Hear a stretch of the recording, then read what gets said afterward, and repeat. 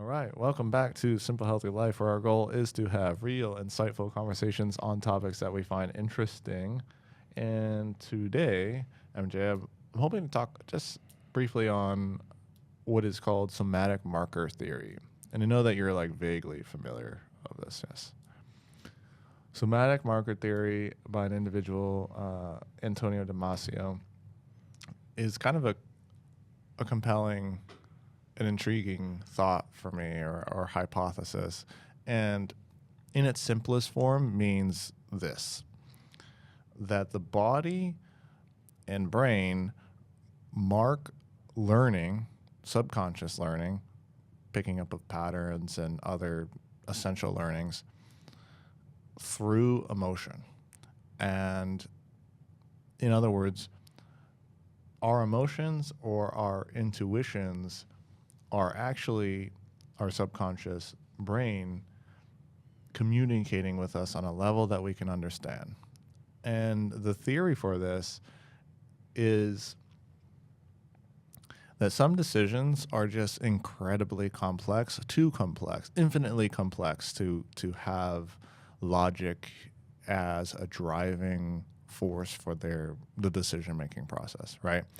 And I use the basic example. If you're working a current job and you're thinking about switching a job, and if you were to use logical brain only and be fully 100% devoted to looking at every angle there, every potential outcome, every potential risk, every potential reward, anything that could happen, the logical process of that would be incredibly complex. It would be too complex for the conscious mind. And then one could say, well, let's write it down. You could write down every outcome, every risk, everything for days and days and days, and probably never come to a very logical conclusion, because there are always pathways that we can't see and understand. And so the calculations, the conscious calculations of decision making are far too complex for logic alone. And so we use emotion naturally as a part of these decisions, right? And this is not to say that logic doesn't have any value or that we don't use logic. In fact, we obviously do that, and the hope is to use some of that. So you pinpoint maybe the most logical variables in this situation. Oh, what's the pay like? What's the environment like? What do other people say? You use a couple different kind of like logical inputs there. But I think this is kind of an interesting explanation for intuition, right? It's the basis, the scientific basis of intuition, is that our subconscious mind has picked up on many different patterns and has marked these learnings, these lessons, with intuition, this gut feeling, or this, I don't know. I mean, the new job just seems right. I don't know what it is. Like, it's probably better pay. The environment, I don't know. There's some uncertainty, but it just seems right, and I don't know why. You've experienced this before. Oh, for sure. For sure. And things that seem wrong, too. Yeah. Directions that just don't seem right. Logically, they might be the right thing to do, but it just doesn't seem correct. When we interviewed Krista, one of the last things she said after she told her story about going through divorce and reinventing herself and changing and becoming, a TikTok star and all the things that she talked about, the last thing she said was, don't try to out-logic your intuition. Mm-hmm. And I'm reminded of all of these stories that we watch on television, all these movies, and maybe even it's hard for me to give this example because I've been married for 25 years, but and I don't really remember exactly what it was like to make the decision, but you're meeting somebody, you're dating somebody, and logically they're this, they're that, they're the good, they have this, they got it all figured out, they got the house and the dog and the cat and the things, but something tells you not the right move, right, or vice versa, right? You're just like, I don't know why I like this person, or why I feel this way, but I think the right move is to get married, right, to settle down, or the right move is to pick up and move to another part of the country. And so you say, okay, well, logically, can I do it? Can I do these things? But does your gut tell you that it's the right thing to do? And we know if you're trying to like, it's so funny how if you were trying to give me advice, you might go through the logical things with me, and then you probably ask me something to the effect of, what's your gut tell you? What's your heart tell you? And so we know it's there. Right. We know the somatic marker theory is real. But how often do we listen to it? And how much do we let it actually dictate our path versus trying to out-logic your intuition? That's the question. Right. I would argue, and I would make the argument that the happiest people are the people that listen to it quite a bit. Sure. Yeah. There's probably some ratio there. Like, how much do you incorporate logic into your decisions, and then how much do you say, well, I'm getting nowhere with this logic, I have to use my gut. They've done they know that the area responsible for this exact feeling, this intuitive kind of feeling, is the ventromedial prefrontal cortex. And they have luckily found people who, unlucky for them, have damage to this area, right? There's a story of a young man like working on a railroad, I believe, and he I don't know, took a spike through the brain or whatever, and it ended up hitting in this exact region, and he ended up being fine, with rehab and everything. But they determined that, well, he was mostly intact, he could live an everyday life.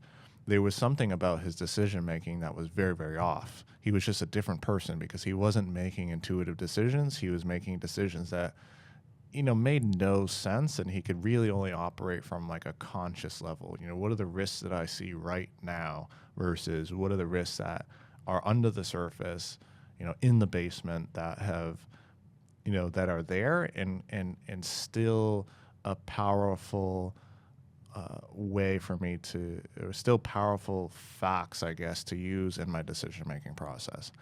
They found, they did this study called, I believe it's called the Iowa Gambling Task, where they took people who had the damage to this area, the ventromedial prefrontal cortex, and they placed them up against, I don't know. The second group was normal functioning brain participants. And what they did is they played kind of like a gambling game with them. And they gave them a couple fair decks, unrigged decks, a deck of cards, and they gave them some rigged ones, both of them. And they played this game that involved kind of like pulling from each deck of cards, right? And what they found was, in the normal brain, that the participants would pull from the decks of cards and eventually come to the conclusion that, I don't know why I don't like deck number 3, the rigged deck, but I just don't like it. I'm having bad luck here. Like, and maybe that's another term for this like somatic marker, like luck. Maybe we perceive that as some emotional. There's some emotional quality there. But they almost always will say, I have bad luck. I'm just not going to pull from deck number 3. Let's keep it to deck 1 and 2 when they play this game. Lo and behold, the people with the damage to this other brain area, they don't even pick up on that. They don't even perceive deck number 3 as being rigged. They see it as just another deck of cards because there's no conscious logic there. They don't know that it's rigged with 5 different heart cards as opposed to 4 or whatever it might be. And so I found that like kind of interesting, is that there is an area of the brain that actually does control this kind of intuitive, non-logical, yet in some way very logical decision making. So I can't help but go down this path of energy, of these. I'm trying to come up with a better word than spiritual, of these different practices of aligning your chakras, aligning your energy centers, aligning essentially your heart and your mind and your gut, right? That's where they come from. They go all right through the body. And when those things are aligned, when your intuition is aligned with your logical brain, like, doesn't that feel good? Don't you feel good when you're like, oh man, I'm making this decision and my heart says I should go and do this? And then logically, yeah, that makes a lot of sense. And it's almost like, to bring it back to the beginning, where it's like, my heart says it feels good, and I got the 4 or 5 basic principles down. Logically, it feels good, but I don't really know what the future is going to hold. But I feel good about it. And we go through all of these. Some of us, myself, go to all these practitioners and these people that are essentially trying to help you align yourself in order to make good decisions and feel connected to your intuitive side and your subconscious. And I can't help but feel like everybody's saying the same thing, right? It's like another example where all of these different aspects of our society are all essentially saying the same thing, right? The somatic marker theory. Carl Jung talked about the subconscious mind and the role that it plays in synchronicity and allowing it to, through visualization, allowing it to teach you and tell you kind of what your path might be. And that's like a psychologist, that is essentially saying, what was who came up with the somatic marker theory? Who coined Antonio Damasio. Antonio Damasio. And then you go down this, they're all saying the same thing. Right.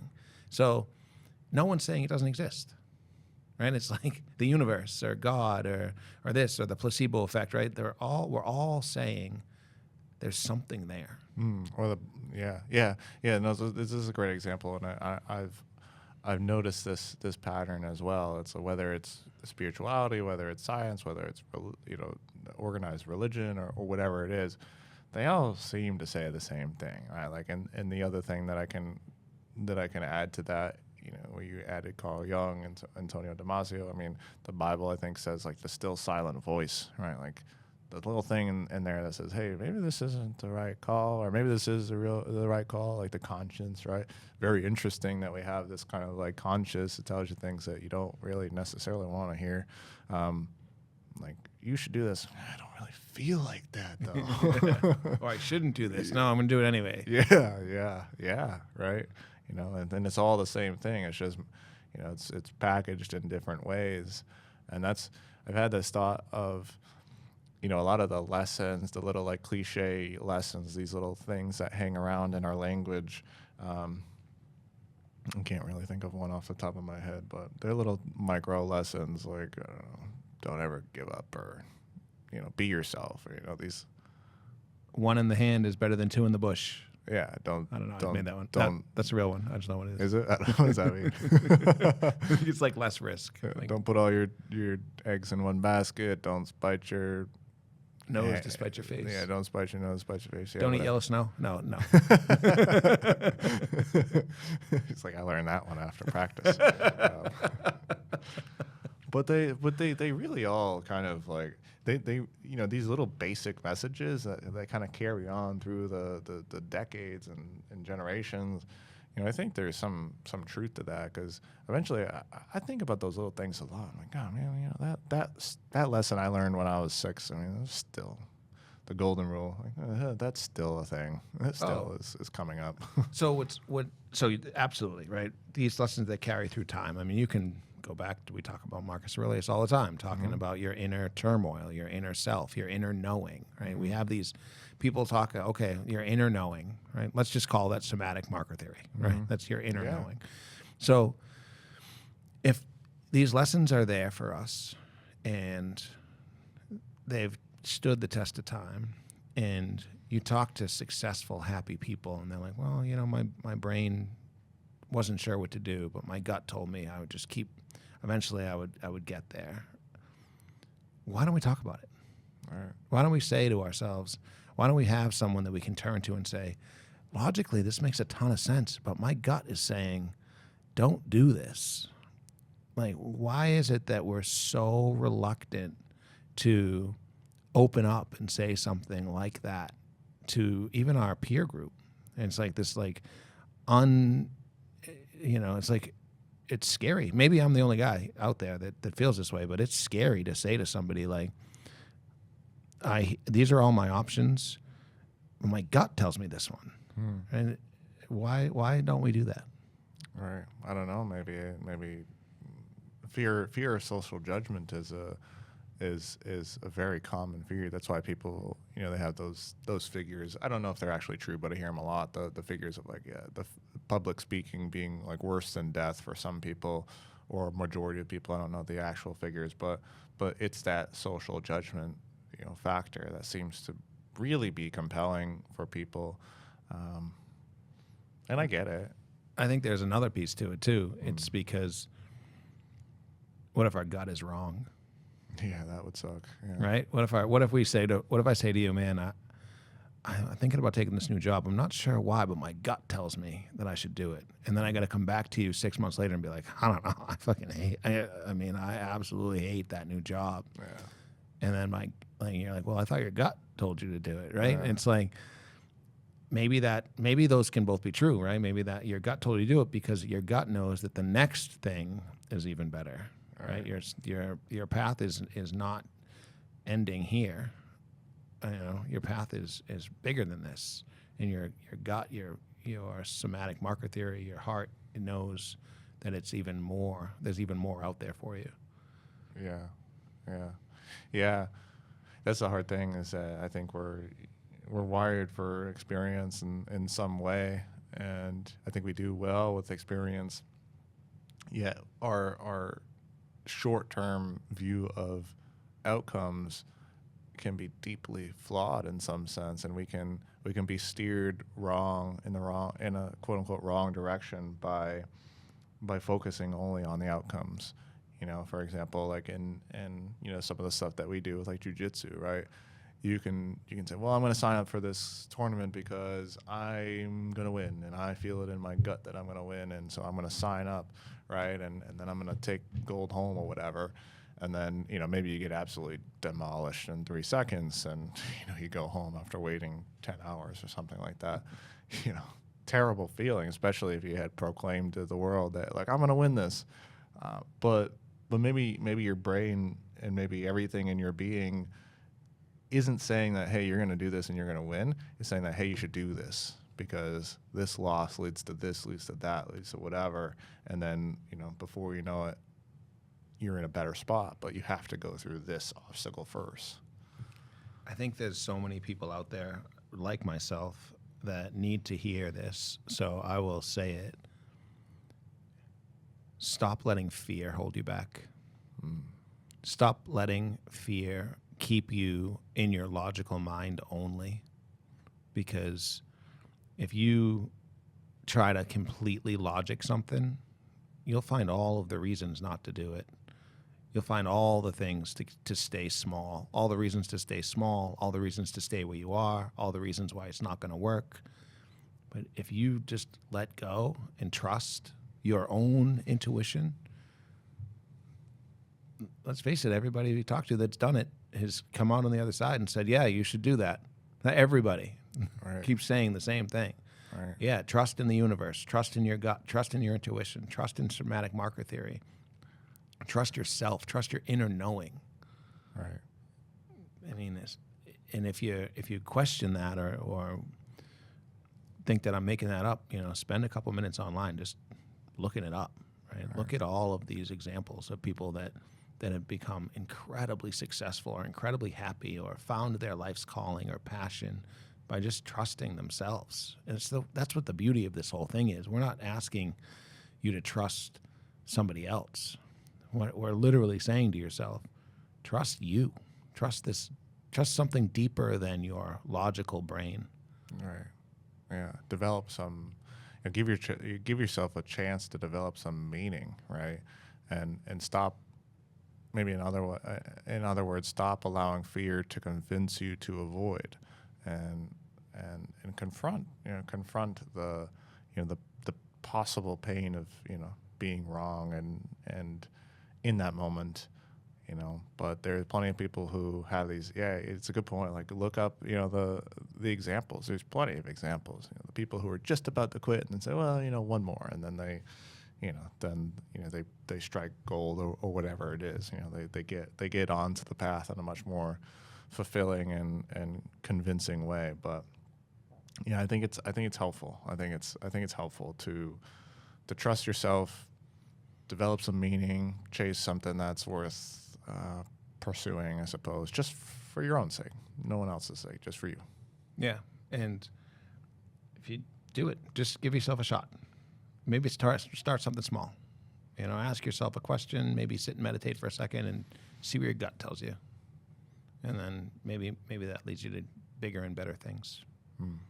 I'm glad we covered this one today.